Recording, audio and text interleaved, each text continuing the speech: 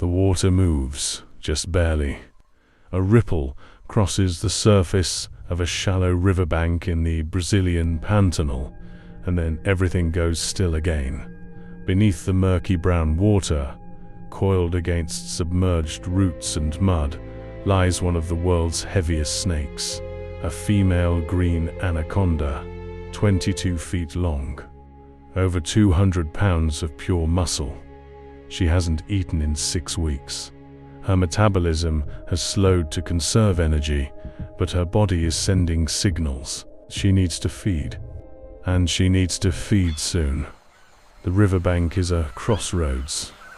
Every animal in this ecosystem depends on water, and eventually they all come here. The anaconda doesn't chase. She doesn't need to.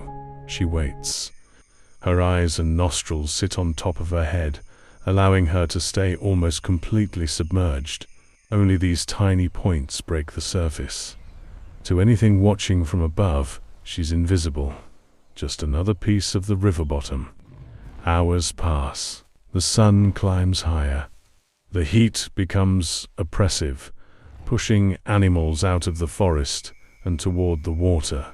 Then movement.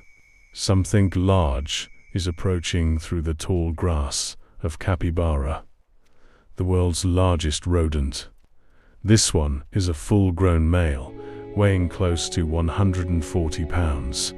He's roughly the size of a large dog, with thick bones, dense muscle, and a bite force strong enough to crush sugarcane. He's not easy prey by any measure. The capybara pauses at the water's edge. His senses are sharp. He scans the area looking for caimans, jaguars, anything that might be hunting. He sees nothing. The water looks clear.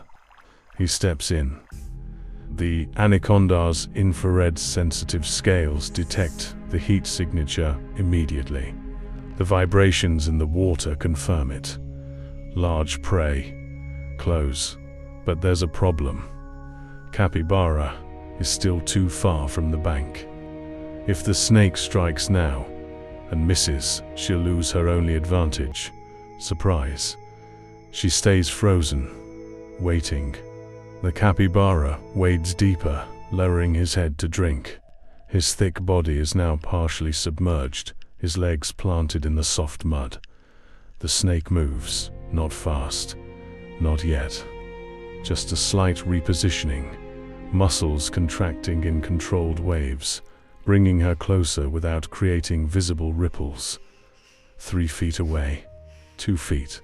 The capybara lifts his head. Something feels wrong. His instincts are screaming, but he can't identify the threat. Too late. The anaconda explodes from the water. Her mouth opens wide, revealing rows of backward-facing teeth, and she clamps down on the capybara's shoulder. The teeth don't inject venom. They're not designed to kill. They're designed to grip. The capybara screams. It's a high-pitched, desperate sound, and he immediately tries to bolt back toward land. But the snake is already wrapping. Her body coils around his torso in one smooth motion, looping once, twice, then locking into place. 200 pounds of constricting pressure. Here's where the physics become brutal. The anaconda isn't trying to crush bones or suffocate her prey. That's a common misconception. What she's actually doing is stopping blood flow.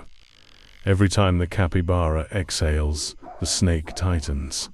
Just a little, just enough that the next breath is slightly shallower. Over and over. The pressure builds incrementally. The capybara thrashes. He's strong. Far stronger than most animals this snake has taken. His legs kick violently, splashing water everywhere, trying to find purchase on the muddy bottom. And he's succeeding. Slowly, agonizingly, he's dragging both himself and the snake toward the bank. The anaconda adjusts. She shifts her coils higher, wrapping around his chest and shoulders, limiting his leverage. Her tail finds a submerged tree root and anchors. Now she has a foundation. The tug-of-war reverses. The capybara is being pulled backward, deeper into the water. His breathing is becoming labored. Each breath requires more effort. The constriction is compressing his chest cavity, making it harder for his lungs to expand. But he's not giving up. Capybaras are semi-aquatic. He knows water. He knows how to use it. He dives, intentionally, pulling himself and the snake completely underwater. This is a gamble. If he can stay down long enough, maybe the snake will loosen her grip to surface for air. But anacondas can hold their breath for over 10 minutes. The capybara can't. 45 seconds underwater. His lungs are burning.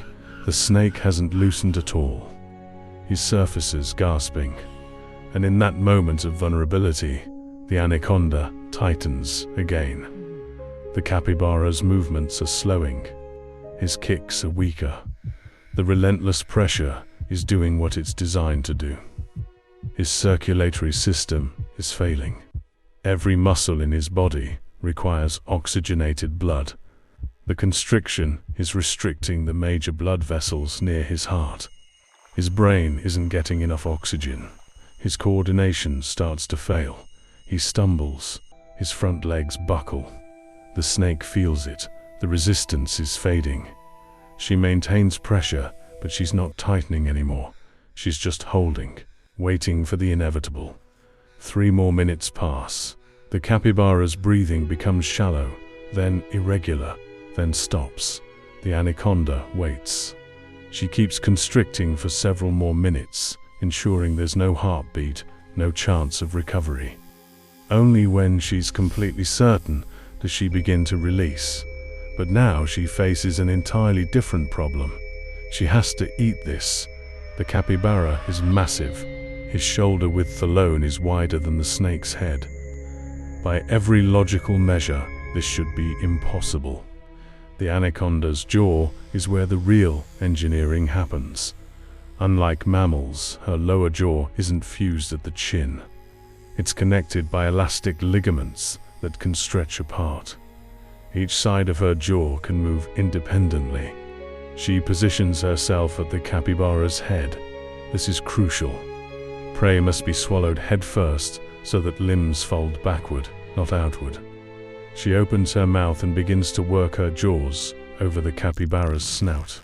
The backward-facing teeth hook into the fur and skin, pulling the prey deeper with each muscular contraction. It looks grotesque.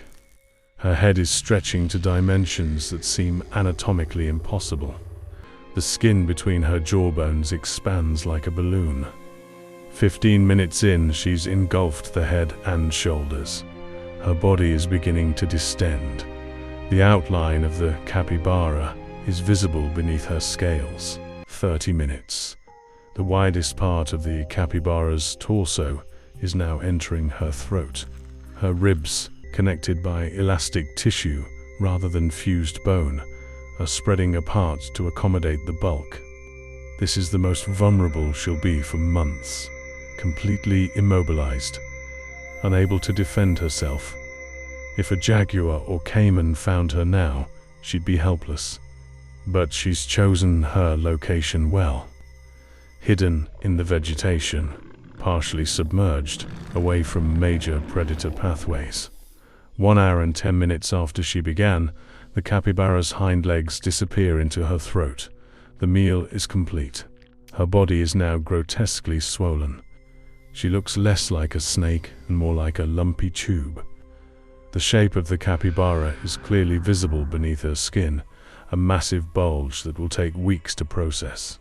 She drags herself into deeper cover, finding a sheltered spot beneath a fallen tree, and then she stops moving entirely.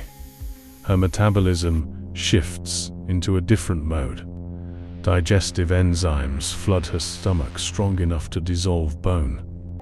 Her body temperature rises slightly to accelerate the breakdown of tissue. For the next 3 to 4 weeks, she won't move. She can't. The energy required to digest this meal is enormous. Her heart will actually enlarge temporarily to pump more blood to her digestive system.